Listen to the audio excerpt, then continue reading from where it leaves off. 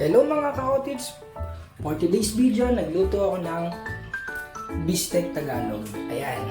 Ganito yung process ng pagluto ko. Una, nag-iwa muna ako ng sibuyas. Hiwa-hiwa.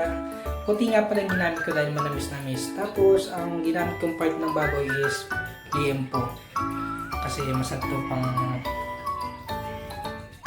ganyang klase ng luto. Yan. Prinito ko muna siya hanggang sa dun sa pinakagusto kong pagkaprito ng baboy. Yan, inantay ko lang. Ipapakita ko sa inyo kung gaano kaprito yung pinang pork steak Tagalog ko.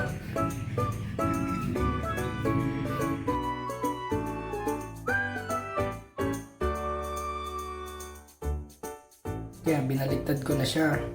Malapit na maprito.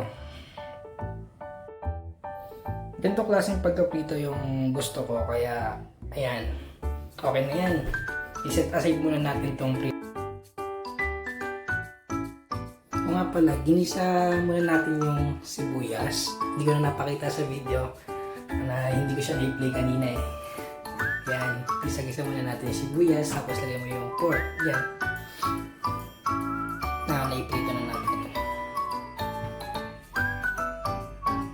Mekus.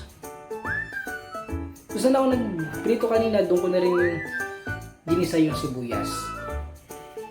Para hindi na maksayado sa kaldero at kawali. Yan, nilagyan ko na siya ng toyo. Tapos, sunod ko na maya yung paminta.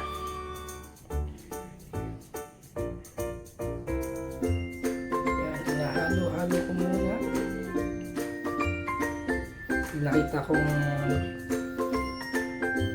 tuyo na yung toyo.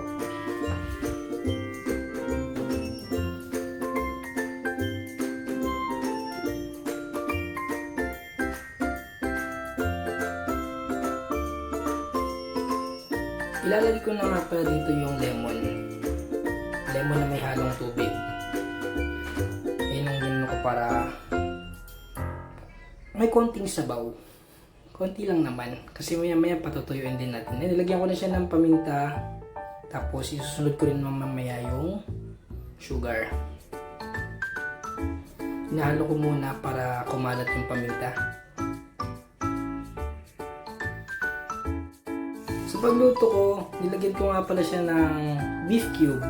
Beef cube na yung nilagay ko para kahit paano maglasa na siyang beef. Yun lang. Yan. Nantay ko siyang maluto, matuyot-tuyot. Tapos, yan, nilagyan ko na siya ng sugar. Siguro mga kalahating kutsara lang yun. Pero kinamay ko na siya. Malinis mo yung kamay ko. Tapos sinunod ko na yung panghuling sibuyas na puti. Ayan. Yun lang. Kasi halo-halo ko na siya mamaya. Mix ko na. Naantay lang natin siyang medyo maluto ng konti ang puting sibuyas. Ganun lang kadali. Simple lang. Tcharan!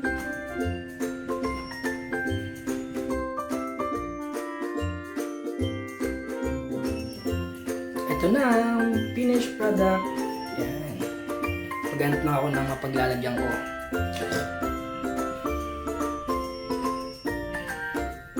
Sarap mga ka-audits. Nakita nyo naman, ito na yung finished product natin.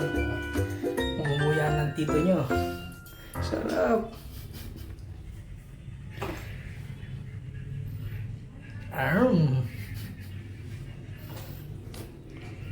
Kain tayo. Mga ka-audits, request na kayo kung anong next natin. Bye-bye! Magandang hapon mga ka-audits. Maraming salamat po sa panonood. Huwag niyo pong kalimutan na pindutin ang follow button. Maraming salamat po. Thank you!